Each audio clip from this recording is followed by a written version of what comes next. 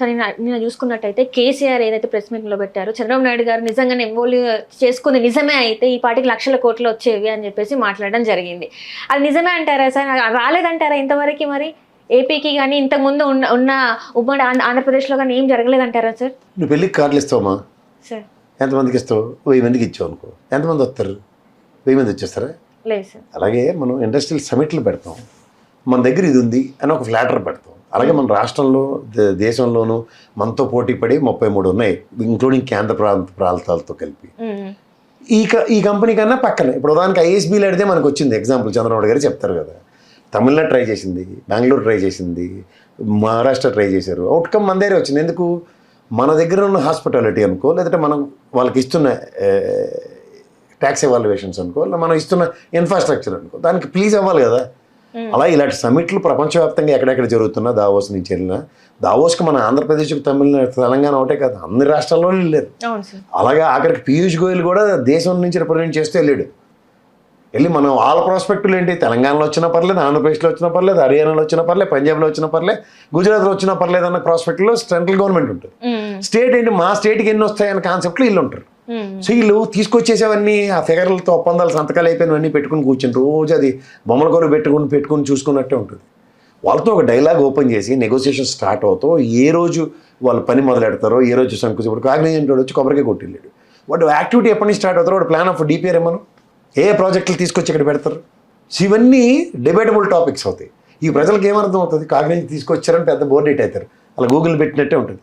ఆ గూగుల్కి ఏంటి చెప్పారు? అదాని ఎవడు కంపెనీ, అది అదాని గురించి మనకేంటి చెప్పారు? వీళ్ళకి నచ్చినప్పుడు అదానిని శంకనెత్తుకుని తిరుగుతున్నారు, నచ్చినప్పుడు తిడుతున్నారు. ఎలా తిట్టడం కాదు, 500 కోట్ల ఫ్రాడ్ అమెరికాలో ఏదో జరిగితే అది అంతా జగన్మోహన్ రెడ్డికి ఇచ్చాడని ఈ రెస్ట్ వచ్చాడు. ఆ దిక్కుమలసాల కెరసాలను నమ్ముకున్నాడు, పౌడర్ డబ్బావాడిని, ఆ పెట్రోల్ బంకోడు, ఆ కంచాలోడు అయితే కలిపడిపోతుండ్రు ఒక్కొక్కడును. ఎవడరా మీరు అంతా అని అడిగినోడు లేడు. ఇవాళ మరి అదాని మాత్రం మా చెడ్డ బ్రహ్మాండంగా నచ్చేస్తున్నాడు. సో ఇలాంటి దిక్కుమల నెరేటివ్స్ ఉంటే ఎవడేం మాట్లాడగలుగుతారు దాంట్లో? ఇది నచ్చితే వాళ్ళగా, నచ్చపోతే వాళ్ళగా.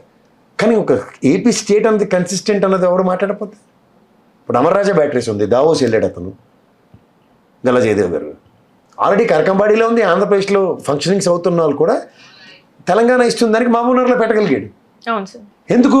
వాళ్ళకి ఒక కంటిన్యూషన్ ప్రాసెస్లో, ఇండస్ట్రియలైజేషన్లో, ఈజ్ ఆఫ్ డూయింగ్ బిజినెస్లో what sort of amenities and facilities ఇస్తారన్న దగ్గర ఇక్కడ చాలా టెంప్టింగ్గా ఉంది కంపేర్ టు ఆంధ్రప్రదేశ్. సో అప్పుడు దావోస్కి వెళ్ళలేదా మన వాళ్ళు అంటే మన వాళ్ళు కూడా వెళ్ళారు. కానీ అతనికి నచ్చింది బూరి వేయొచ్చు, అట్టు వేయొచ్చు, లేకపోతే బొబ్బట్టు వేయచ్చు. నేను బూరి తింటాను అన్నాను అనుకో, ఆ దావోస్లో మీరు బూరి తిన్నాడు కాబట్టి వీడికి మిగిలిన వడ్డించొద్దు అనడం చెప్తారు. అలా తెలంగాణ బ్రహ్మాండమైన బూరి వడ్డీ ఇచ్చింది గల్లా జయదేవ్ గారికి, నచ్చింది, ఇక్కడికి వచ్చి పెట్టుకున్నాడు ఆయన. అలా దేశంలో ఎక్కడైనా కంపెనీ పెట్టుకోవడానికి ఎవరు కాదన్నారు. ఇప్పుడు అరవిందోలోను హెట్రో డ్రగ్స్ ఇవన్నీ ఇక్కడ ఉన్నారు, వాళ్ళ యూనిట్లోనే ఆంధ్రప్రదేశ్లో పెట్టుకోలేదు. జగన్మోహన్ రెడ్డి గారు భయపించడం వల్లనే, భయపెట్టడం వల్ల ఎవడు భయం పడితే ఎవడు భయం పడతారు. తెలంగాణకు వచ్చిన ప్రాజెక్ట్ నీకు ఒక చక్కని కథ ఒకటి ఉంటుంది, ఎంత చక్కగా చెప్తారంటే కియా మోటార్లను బెదిరించారు. కియా మోటార్లను బెదిరించింది ఏంటి? ఆ రోజు గోరంట్ల మాధవ్ నగ్న ప్రదర్శన గారు ఏం చెప్పాడంటే 70% మన ఆంధ్రప్రదేశ్లో స్థానికులకు ఉద్యోగాలు ఇవ్వన దగ్గర అతను వెళ్ళి నియోజకవర్గం తరఫున మాట్లాడితే ఏమైంది? వాళ్ళు బయట జాబ్స్ ఎవరికి లేవని బోర్డు పెట్టాడు. కానీ అక్కడ తరలిపోవడానికి ఆలోచిస్తున్నాడు. ఇది మీకు తెలుసో తెలీదు, 3 బొంగరాలు తిప్పారు మనకి. స్పెషల్ ప్రత్యేక హోదాని తీసుకెళ్ళి, స్పెషల్ ప్యాకేజ్ తీసుకెళ్ళి, స్పెషల్ పర్పస్ వెహికల్ అని. స్పెషల్ స్టేటస్ పోయిన తర్వాత స్పెషల్ ప్యాకేజ్ వచ్చింది కదా. ప్యాకేజ్ ఎప్పుడు ఏంటి? విత్ ఇండస్ట్రియల్ ఇన్సెంటివ్స్ అని ఉంది. విత్ ఇండస్ట్రియల్ ఇన్సెంటివ్స్ అంటే స్వర్గధామం పక్కన యాన్సిలరీ యూనిట్లు అన్నీ పెట్టుకుని ట్యాక్స్ ఉంటుంది, బ్రహ్మాండంగా ఎవాల్యుయేషన్స్ కాబట్టి వస్తారు. తీరా చేస్తే ఏమైంది? ప్రత్యేక హోదా తీసేసి ప్రత్యేక ప్యాకేజ్ కూడా తీసేసి స్పెషల్ పర్పస్ వెహికల్ అన్నాడు.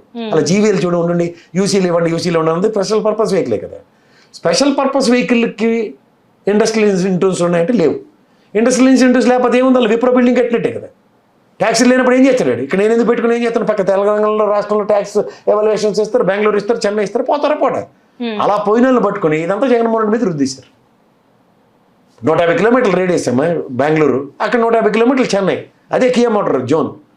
మన ఇదే లోకేష్ గారు మీకు కావాలంటే ఏవియేషన్ సెక్టర్ది అనంతపూర్లో పెట్టుకోవచ్చు ఫెసిలిటీస్ ఇస్తానని అలాగే చెప్పొచ్చు. ఈయన చెప్తే మాది మంచి ప్రభుత్వం బాగా చెప్పాడని. ఇదే జగన్మోహన్ రెడ్డికి ఇన్సెంటివ్స్ లేకుండా ఉన్నప్పుడు తరలిపోతుంటే అపవాదంతా అతని మీద వేశారు. చేసిన తప్పు ఎవరు? అసెంబ్లీ తీర్మానం తీమని దమ్ముంటే ఇండస్ట్రియల్ ఇన్సెంటివ్స్తో కూడిన ప్రత్యేక ప్యాకేజీకి ధీటుగా ప్రత్యేక హోదా ఉంటేనే కావాలని తీసుకెళ్ళి ఏం చేశారు? పీయూష్ గోయల్ గారు చెప్పారు 11,500 కోట్లకి అమ్మేశారు దీనిని ప్రత్యేక హోదాని. ఏం చెప్పాలా? వద్దని చెప్పారని వద్దని చెప్పేది వీళ్ళే, డబ్బులు కావాలని చెప్పేది వీళ్ళే. మన యూరియాది కూడా అంతే కదా, అవును సార్. యూరియాకి డబ్బులు ఇచ్చిండి అన్నారు, యూరియా రోడ్డు మీదకి వచ్చారు జనాలు, లేదా వాళ్ళ దగ్గర సమాధానం లేక మొత్తం అంతా జగన్మోహన్ రెడ్డి తోసేస్తారు. ఇక్కడ రేవంత్ రెడ్డి గారితో కూడా అదే పరిస్థితి. కేసీఆర్ మొత్తం తోలు తీసి చేతికి ఇచ్చండి నేను, ఆయన చూసావు కదా. అలాగే ఉంటుంది, అలా తగడం పగడం అన్నదో ఎవడైతే ఉంటాడో అపోజిషన్, అతనికి 11కే పరిమితం చేశారు కాబట్టి ఈయన 39 ఉన్నాయి కాబట్టి ఈయన మాట్లాడగలుగుతాడు ఇంకొచ్చి అదంటి టికెట్. ఆయన బయటకు వచ్చి ప్రజాబాహుల్యంలో తోలు తీసేస్తున్నాడు ఆయన. దాంట్లో ఏమవుతుంది, సమాధానం లేనప్పుడు నిస్సహాయ స్థితి బయట. అన్నిటిని ప్రశ్నిస్తున్నారు కదా సార్. అది రిషికొండ ప్యాలెస్ గురించే మాట్లాడినా దాని గురించి ఏం మాట్లాడట్లేరు, కాలేజెస్ గురించి మాట్లాడినా దాని గురించి ఏం మాట్లాడట్లేదు. వాళ్ళ దగ్గర సమాధానం లేదనుకోవాలా, లేకపోతే భయపడి వెనక్కి ఒక అడుగు వేశారనుకోవాలా సార్? ఏంటి అసలు ఇది? భయం పడకుండా మేకపోతే మీరు ప్రదర్శిస్తున్నారు, బెదరగొట్టేసి వేసేస్తాం, నాది నీ బుక్లో నీ పేరు కూడా ఉంది, వేసేస్తాం ఎవడో భయపడేది ఇక్కడ. అండ్ భవానీపురంలో ఇల్లు అది కూలగొట్టిన దానికి కూడా జగన్మోహన్ రెడ్డి గారు వెళ్తే ఇప్పుడు వెళ్తున్నాడు, అంతా అయిపోయాక వెళ్తున్నాడు, ఈయనకి ఇప్పుడు అంతా ఆయన 5 సంవత్సరాల్లో దాన్ని కోల్చలేదన్న విషయం మాత్రం మాట్లాడారు. ఆయన 5 సంవత్సరాలు ఆయనే తలుచుకుంటే కూల్చివచ్చు కదా, ఎందుకు కోల్చలే అది మాట్లాడలేరు. చేత ఎవరెవరు ఏ వెంజెండాలతో చేస్తున్నారు అన్నది ఉంది కదా సార్. సుప్రీంకోర్టు ఆర్డర్ ఉంది అయినా కూడా అట్లా. మా దగ్గర వ్యవస్థ వేరు కదా, మా కోర్టులు వేరు, మా వ్యవస్థలు వేరు, మేము వేరు. నిన్న లోకేష్ గారు చూస్తే చట్టానికి అటు సైడ్ వెళ్ళి చేసేస్తే ఎట్లా ఉంటుందో, చట్ట వ్యతిరేకంగా చేస్తే ఎట్లా ఉంటుందో మేము ఊరుకోము, కూటమి ప్రభుత్వం ఊరుకోదు, తగిన చర్యలు తీసుకుంటాను. మరి వీళ్ళు చేసేది ఏంటంటే మరి అదే కదా, చట్టానికి వ్యతిరేకంగా వెళ్ళి అవతల పక్క వెళ్ళి చేస్తుంది వీళ్ళు, ఆయన చేస్తాడని బ్రహ్మణకు మనకు కల్పిస్తున్నారు. కొట్టచ్చులు కనబడుతున్నాయి భవానీపురం లాంటి ఇష్యూలో. గౌరవ హైకోర్టు సుప్రీంకోర్టు ఇచ్చిన స్టే ఆర్డర్ని వీళ్ళు స్టేటస్ కోడ్ మెయింటైన్ చేయకుండా 31వ తారీఖు దాకా ఉన్న దగ్గర ఎవరు చట్టానికి అటుపక్క వెళ్ళి పనిచేస్తారో ప్రజలు గ్రహిస్తున్నారు. కానీ ఈ అపవాదం అంతా జగన్మోహన్ రెడ్డి మీద వేయాలంటే ఇలా ఇంకా సార్ ఇప్పుడు 2 సంవత్సరాల దగ్గరకు వస్తుంది. 2 సంవత్సరాలు అయిన తర్వాత కూడా చింత చచ్చినా పులుపు చావలేదు అన్నట్టు ఇంకా జగన్మోహన్ రెడ్డి మీద ఏడ్చుకుంటూ కూర్చుంటున్నారంటే ఇదే టైంపాస్ చేయడానికి ఉన్నారని అర్థం. చేసుకోమని ఏం నష్టం లేదు, ఏమవుతుంది? కానీ ప్రజలు నష్టపోతున్నారు కదా సార్. ఇప్పుడు పోతారు, ఎలాగో పోతారు. ప్రజల్లో ఉన్న కాన్సెప్ట్ ప్రజాస్వామ్యం తీసి చల్లలేదు. తెలుగుదేశం గవర్నమెంట్లో వీళ్ళు ఎత్తిరిలేని పాపాన పోలేదు ఎప్పుడు ప్రజలు. అంచేత ఆ భయం ఆలకుండాలి, మనకేంది వాళ్ళకి తెలియదా? 14 నుంచి 19 దాకా ఏమైందో, 19 నుంచి 24 దాకా ఏమైందో తెలియదే. ఇప్పుడు 24 నుంచి 2 ఏళ్ళు ఏం జరుగుతుందో వాళ్ళకి తెలియట్లేదా? అంటే నేను కేసీఆర్ ఎంత బాగా చెప్పాడు చూసావా, పెన్షన్లు 4,000 ఇస్తాం, 3,000 ఇస్తాం, ఇష్టం ఉన్నట్టు పెంచుతాం అంటే హ్యూమన్ టెంప్టేషన్ ఉంటుంది. ఒరిజినల్ ఉన్నాడు కూడా ఖచ్చితంగా ఇప్పుడు మన జాబే, నేనే ఎగ్జాంపుల్ చెప్తాను, నేను దగ్గర కంపెనీలో పనిచేస్తున్నాను, నాకు ఇంకో 10 రూపాయలు ఎవడన్నా ఎక్స్ట్రా ఇస్తుంటే ఇక్కడ రాజీనామా చేసిపోతాం. అలా ప్రజల్ని తప్పు పడ్డంలో ఎలా ఉంటుంది? మనం నువ్వు ఊరించే మిఠాయిలు ఇవ్వడం రావాలి మనకి. జగన్మోహన్ రెడ్డి గారు అప్పుడే చెప్పారు కదా, అంత అవ్వదు అసలు. ప్రాక్టికల్గా ఉంటే కుదరదమ్మా. ఎలక్షన్ ఇంజనీరింగ్ అంటే ప్రాక్టికల్గా ఉండకూడదు. ప్రాక్టికల్గా ఉంటే ప్రజలకు నచ్చట్లేదు, అది ఎందుకు మనం గ్రహించట్లేదు? అది చేయమని నేను చెప్పను ఎవరికి, తప్పది, 100% తప్పది. ప్రాక్టికల్గా ఉండడం, అకౌంటబిలిటీ ఇవ్వడం ఎక్స్చెక్కర్కి, ఇదంతా జగన్మోహన్ రెడ్డి చేసింది మంచి పని. ప్రతిదీ వాళ్ళే చెప్తున్నారు, మనం ఏం చెప్పక్కర్లే. కాండక్ట్ సర్టిఫికేట్ జగన్మోహన్ రెడ్డి ప్రభుత్వానికి గౌరవ చంద్రబాబు గారు, గౌరవ పవన్ కళ్యాణ్ ఇస్తున్నారు రోజుకోసారి. వెయిట్ చూడడమే మనం. ఎక్కడికి వెళ్ళినా ఆ సభలు ఫ్లాప్ అవ్వడం అంటే వాళ్ళు మాట్లాడిన మాటలు వాళ్ళకి మెడకి ఉచ్చులుగా అవుతున్నాయి. ఏది మాట్లాడినా కూడా జగన్మోహన్ రెడ్డి గారు తెల్లారే వచ్చి మాట్లాడుతున్నారు.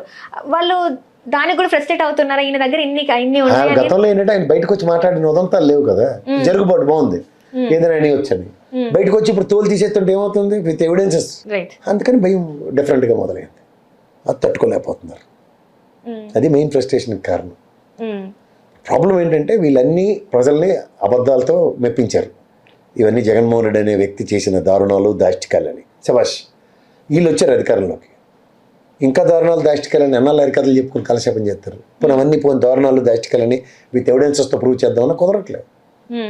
కేవలం జైల్లో పెట్టి ఛార్జ్షీట్ లేకుండా ఛార్జ్షీట్లన్నీ కాపీలు కొట్టేసి తాత్కాలిక ఆనందాలు పొందుతున్నారు. పొందనండి, ఏమవుతుంది? ఒక ఛానల్లో సార్ అసలు పీపీపీ మోడల్ అంటే జగన్మోహన్ రెడ్డికి అసలు చదువుకోలేదు కాబట్టి అర్థమే కాలేదు, అందుకే ఇట్లా చేస్తున్నాడు, అసలు అర్థమై ఉంటే ఈ పార్టీకి వేరేలాగా ఉండేది అని చెప్పేసి వాళ్ళు మాట్లాడుతున్నారు సార్. నిజంగా సరే, మాకు అర్థమయ్యేలా చేయాలంటే ముందు హెరిటేజ్ నా పని చేసి చూపించమనండి. ఇది పీపీపీలో కాదు, ఇది ప్రభుత్వ రంగ సంస్థ కింద చేస్తున్నారు, రివర్స్ చేసి చూపించమనండి. అప్పుడు పీపీపీ అంటే మాకు అర్థమవుతుంది. అది అవ్వదు అనుకుంటున్నాను. మరి అవునప్పుడు ఎందుకు ఊరికే? లేకపోతే నువ్వు కూర్చున్న తపేలా ఛానల్ని ప్రభుత్వంకి ఇచ్చేస్తున్నావు, దూరదర్శన్లో నిలపమని చెప్పు, అప్పుడు చెప్తాం. చేత సూక్తులు చలోక్తులు మాట్లాడకుండా నోరు మూసుకొని బోడుగున్నంత సుఖం లేదనుకుని నీ పని నువ్వు చూసుకుంటే బెటర్. ప్రభుత్వం ఏదైనా నిర్ణయం తీసుకుంటుంది, అపోజిషన్ లీడర్ ఏం చేయాలో చేస్తూ ఉంటాడు.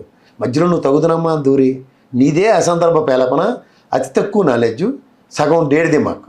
ఈ డేడ్ దిమాక్తో నువ్వు ఇచ్చి దిక్కుమాల ఐడియాల వలన ఎలివేషన్లు అన్న కాన్సెప్ట్కి నమ్ముకున్నాడు వీళ్ళు. ఎలివేషన్లు కాకుండా నువ్వు కాన్సెప్ట్ ఓరియంటెడ్గా నువ్వు డిబేట్లు చేయబట్టి నీతో కాదు. ఎందుకు అనవసరంగా ఓవర్ యాక్షన్ చేసుకుని? నిన్న నుంచి అదే జరుగుతుంది. హలో, తెలుగు రాజ్యం ఛానల్ చూస్తున్నారా? సామాజిక రాజకీయ జీవన చిత్రణే తెలుగు రాజ్యం. అతిశయోక్తులు అసత్యాలు ఉండవు. రాజకీయ కోణం కాదు, ప్రజా కోణమే కొలబద్ద. తెలుగు రాజ్యం వీక్షణ మీ ఉత్తమ అభిరుచికి నిదర్శనం.